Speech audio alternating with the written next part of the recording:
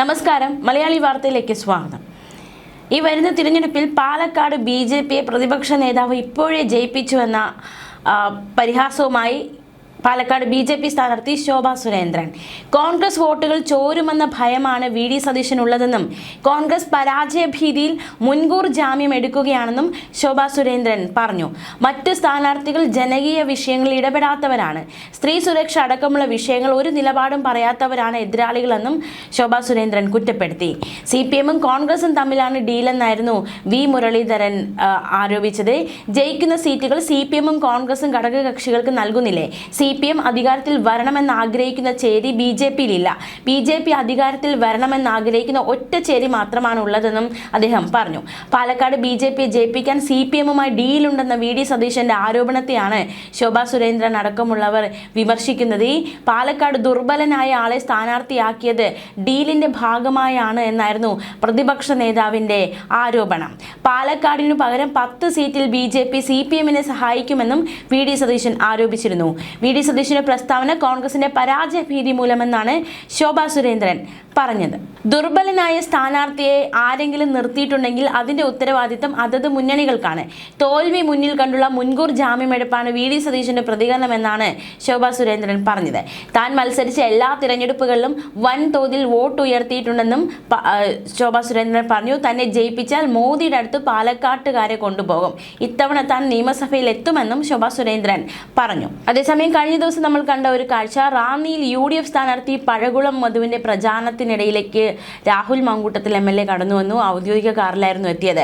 പ്രവർത്തകർക്ക് കൈകൊടുത്ത് സംസാരിച്ച രാഹുലിനെ ചിലർ ഷോൾ അണിയിച്ച് സ്വീകരിക്കുകയും ചെയ്തു. പ്രചാരണത്തിനായല്ല എത്തിയതെന്നും പാലക്കാട് നിന്നും അടൂരിലേക്ക് പോകുന്ന വഴിയാണെന്നും രാഹുൽ മാങ്കൂട്ടത്തിൽ പറഞ്ഞു. റോഡിൽ കൂടി യാത്ര ചെയ്യുകയാണ്, പാലക്കാട് നിന്നും വരികയാണ്, പ്രചാരണത്തിന്റെ ആവശ്യമില്ല, അല്ലാതെ തന്നെ UDF സ്ഥാനാർത്ഥി ജയിക്കുമെന്നും രാഹുൽ മാങ്കൂട്ടത്തിൽ പറഞ്ഞു. രാഹുൽ മാങ്കൂട്ടത്തിലെ നേരിൽ കണ്ടില്ലെന്നും അദ്ദേഹം ഇവിടെ വന്നിരുന്നുവെന്നുമാണ് പഴകുളം മധു പ്രതികരിച്ചത്. രാഹുൽ അദ്ദേഹത്തിന്റെ മണ്ഡലത്തിൽ നിന്ന് വീട്ടിലേക്കുള്ള യാത്രാമധ്യേ ഇതുവഴി വന്നപ്പോൾ സ്വന്തം സഹപ്രവർത്തകരെ കണ്ട് സംസാരിച്ചു കാണും. അതിലൊരു തെറ്റുമില്ല, അതിലൊരു പരാതിയുടെയും ആവശ്യമില്ല എന്നും പഴകുളം മധു പ്രതികരിച്ചു. രാഹുൽ പാർട്ടിക്കകത്തില്ലെന്ന് കരുതി അദ്ദേഹം തങ്ങളുടെ എല്ലാം പഴയകാല സുഹൃത്താണ്. താൻ കൈപിടിച്ചുയർത്തിക്കൊണ്ട് പൊതുരംഗത്ത് വന്നയാളാണ്. അദ്ദേഹത്തിനെതിരായ കേസുകളിലെ സത്യാവസ്ഥ കോടതിയാണ് തെളിയിക്കേണ്ടത്. രാഹുൽ വന്നു എന്നത് മഹാ അപരാധമല്ല. പരിപാടിയിൽ പങ്കെടുക്കാൻ വേണ്ടിയല്ല അദ്ദേഹം വന്നതെന്നും പഴകുളം മധു പ്രതികരിച്ചു. അതേസമയം പാലക്കാടിലെ വോട്ടർമാർക്ക് ഇപ്പോഴും ഒരു അതൃപ്തി ഉണ്ട് എന്ന് തന്നെ നമുക്ക് മനസ്സിലാക്കാൻ സാധിക്കുന്നു. സ്ഥാനാർത്ഥി പട്ടികയിൽ നമുക്കറിയാവുന്നതുപോലെ തന്നെ BJP-ക്ക് വേണ്ടി ശോഭാ സുരേന്ദ്രനാണ്, കോൺഗ്രസിന് വേണ്ടിയിട്ട് രമേശ് പിഷാരടിയാണ്. അപ്പോൾ തന്നെ രാഹുൽ മാങ്കൂട്ടത്തിൽ നിലവിൽ MLA ആയിരിക്കുന്ന ഈ മണ്ഡലത്തിൽ രാഹുൽ തന്നെ വീണ്ടും മത്സരിക്കണം എന്ന ആവശ്യം ഉയർന്ന സാഹചര്യത്തിലാണ് കോൺഗ്രസ് രാഹുലിനെ തള്ളി രമേശ് പിഷാരടിയെ കളത്തിലേക്ക് ഇറക്കിയത്. എത്രമാത്രം ജയസാധ്യതയുണ്ട് എന്നത് വലിയൊരു ചോദ്യചിഹ്നമായി നിൽക്കുകയാണ്. അതിനിടയിലാണ് ഈ പ്രതിപക്ഷ നേതാവ് പറയുന്നത് CPM ദുർബലനായ ഒരു സ്ഥാനാർത്ഥിയെ നിർത്തി BJP ജയിപ്പിക്കാൻ ശ്രമിക്കുകയാണെന്ന ആരോപണം ഉന്നയിക്കുന്നത്. അപ്പോൾ ശോഭാ സുരേന്ദ്രൻ നൽകിയ മറുപടി എന്തായാലും പാലക്കാട് കോൺഗ്രസിന് സീറ്റ് നഷ്ടമാകുമെന്ന് തന്നെയാണ് ചില രാഷ്ട്രീയ നിരീക്ഷകരുടെ അടക്കം വിലയിരുത്തൽ. രാഷ്ട്രീയ നിരീക്ഷകൻ രാജേന്ദ്രൻ പന്തളം ഈ വിഷയത്തിൽ നേരത്തെ മലയാളി വാർത്തയോട് പ്രതികരിച്ചിരുന്നു. അദ്ദേഹത്തിന്റെ പ്രതികരണത്തിലേക്ക് നമ്മൾ ഒരിക്കൽ കൂടി പോവുകയാണ്. ഇതൊക്കെ ചുമ്മാ ടിവിയിൽ കേസുകൾ എടുത്ത് കോടതി കൊടുത്തിട്ട് തെരഞ്ഞെടുപ്പ് കാലത്ത് ആ മനുഷ്യനെ തെരഞ്ഞെടുപ്പിന്റെ സ്ഥാനാർത്ഥിയാവുന്നതിന് മാറ്റി നിർത്തുക എന്നുള്ള ഒരു ലക്ഷ്യമായിരുന്നു ഉള്ളത്. ആ ലക്ഷ്യത്തിൽ അവർ വിജയിച്ചിരിക്കുന്നു എന്നുള്ളതാണ് കിട്ടിയ ഒരു അർത്ഥം. ആ തന്ത്രത്തിൽ അയാളെ പുറത്താക്കുന്നതിന് അയാൾ വിജയിച്ചു. അയാൾ പരിശുദ്ധനാണെന്നൊന്നും എനിക്കൊരു വാദവുമില്ല. പക്ഷേ ഒരുമിച്ച് കുറ്റം ചെയ്തിട്ട് ഒരാളിന്റെ മേൽ മാത്രം ഇത് ഏൽപ്പിച്ചിട്ട് രക്ഷപ്പെടുന്ന അതൊരു വൃത്തികെട്ട രീതിയാണ്, ഒരു വ്യക്തിത്വമില്ലാത്ത രീതിയാണ് എന്നുള്ള കാര്യം എനിക്ക് പറയാനുള്ളൂ. ആര് ചെയ്താൽ രണ്ടുപേരും കൂടി ഒരു കാര്യം ചെയ്യുക, എന്നിട്ട് ഉത്തരവാദിത്തം മറ്റേ മണ്ടയ്ക്ക് കൊണ്ട് വെക്കുന്നു. ഒരുമാതിരി ചീപ്പായിട്ടുള്ള ഏർപ്പാടാണ്. നിങ്ങൾ ഒരുമിച്ചൊരു കാര്യം ചെയ്ത് കഴിഞ്ഞാൽ ഏൽക്കാനുള്ള തൻ്റെടവും അതുപോലെ ധൈര്യവും ഒക്കെ ഉണ്ടാകണം. ഇതൊന്നും ഇല്ലാതെ ചുമ്മാ അത് ഇതെന്നൊക്കെ പറയുന്നത്. ആ കേസ് കേട്ടിരിക്കേണ്ട ജനങ്ങൾ തന്നെ ചിരിക്കും വായിക്കുകയും കൂടി. ഇതിൽ ഇരകളല്ല ഉള്ളത്, തുല്യ പങ്കാളികളാണ് ഉള്ളത് എന്നുള്ളത് വ്യക്തമാണ്. കോടതി അത് തിരിച്ചറിഞ്ഞു. ഇത്രയേ ഉള്ളൂ, വലിയ അത്ഭുതമൊന്നുമില്ല. നമ്മൾ അന്നേ പറഞ്ഞു. പിന്നെ VD സതീശനായിരുന്നു വലിയ നിർബന്ധം, അല്ലേ? അങ്ങോട്ടാണ് പോകുന്നത്. VD സതീശന് വലിയ നിർബന്ധം, ഇവനെ മത്സരിപ്പിക്കരുത്, അയാൾ അതിൽ വിജയിച്ചു. അയാളുടെ മറ്റൊരു വലിയ വാശിയായിരുന്നു K സുധാകരനെ മത്സരിപ്പിക്കരുതെന്ന്. സാങ്കേതികമായിട്ട് അതിലും അദ്ദേഹം വിജയിച്ചിരിക്കുകയാണ്. സുധാകരൻ ഇപ്പൊ പാർട്ടി വിട്ടിട്ടുമില്ല. നമ്മൾ വിചാരിക്കും വി ഡി സതീശൻ വൻ വിജയം കൊയ്തിരിക്കുന്നു. വാസ്തവത്തിൽ അങ്ങനെയല്ല.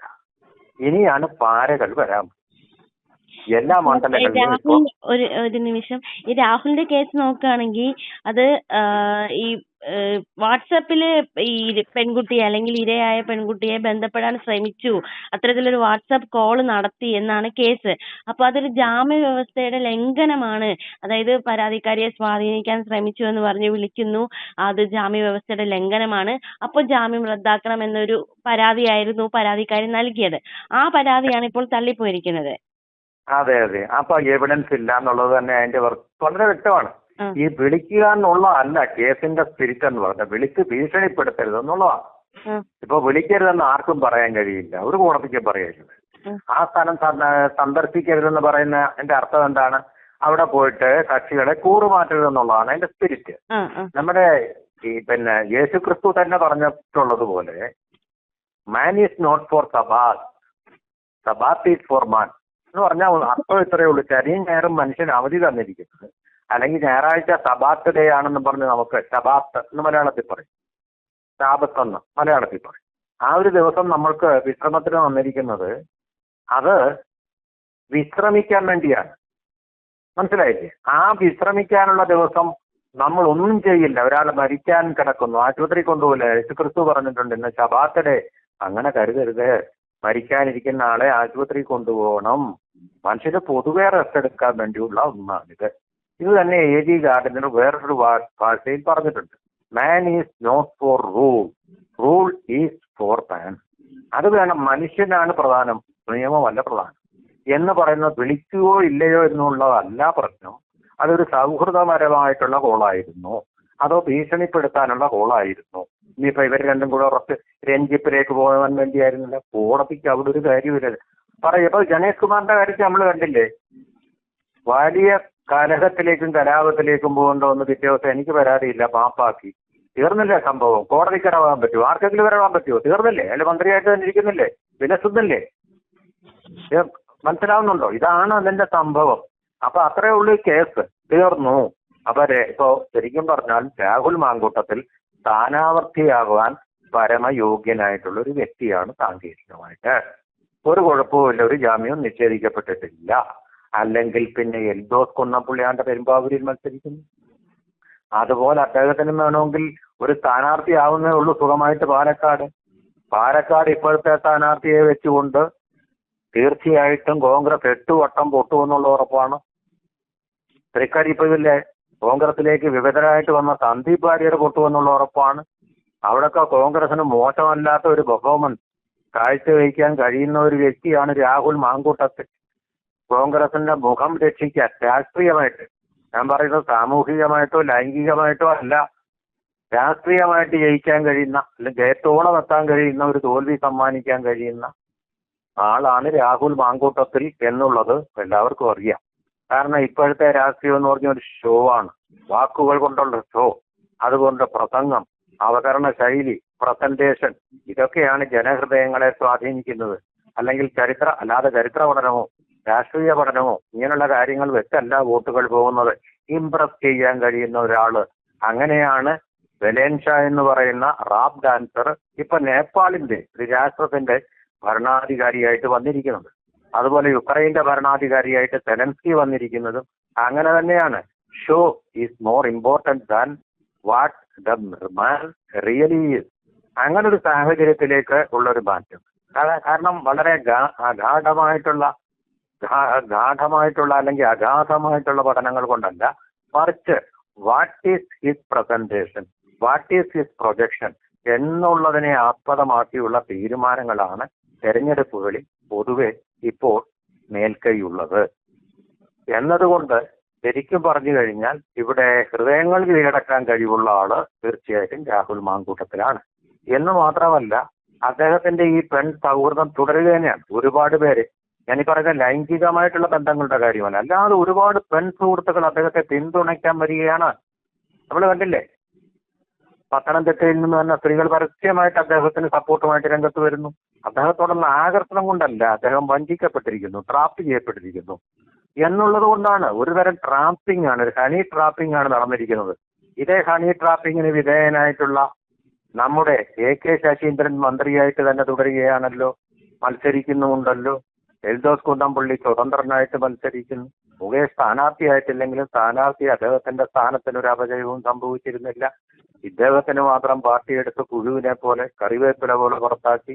അതാണ് സംഭവിച്ചത്. VD സതീശന്റെ ബോധ്യങ്ങളല്ല, വാസ്തവത്തിൽ അദ്ദേഹത്തിന്റെ വാശികളാണ് ഈ പാർട്ടിക്ക് ഈ കുഴപ്പങ്ങൾ ഉണ്ടാക്കുന്നത്. പ്രചാരണത്തിനുള്ള ഇത്രയും സമയം നഷ്ടപ്പെടുത്തിയത് രണ്ടാം ലിസ്റ്റ് വരാനുള്ള താമസമാണ്.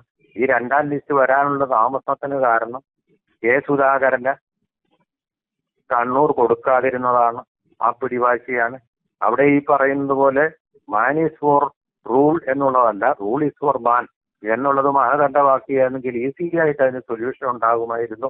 ഇവിടെ നമ്മൾ പ്രധാനപ്പെട്ട ഒരു കാര്യം ഓർക്കേണ്ടത്, എപ്പോഴും പറയാറുണ്ട് വിജയസാധ്യത നോക്കിയാണ് സ്ഥാനാർത്ഥികളെ നിർത്തുക എന്ന് കോൺഗ്രസ് കഴിഞ്ഞ തെരഞ്ഞെടുപ്പിലും അതിനു മുന്നിലത്തെ തെരഞ്ഞെടുപ്പിലും പറഞ്ഞു.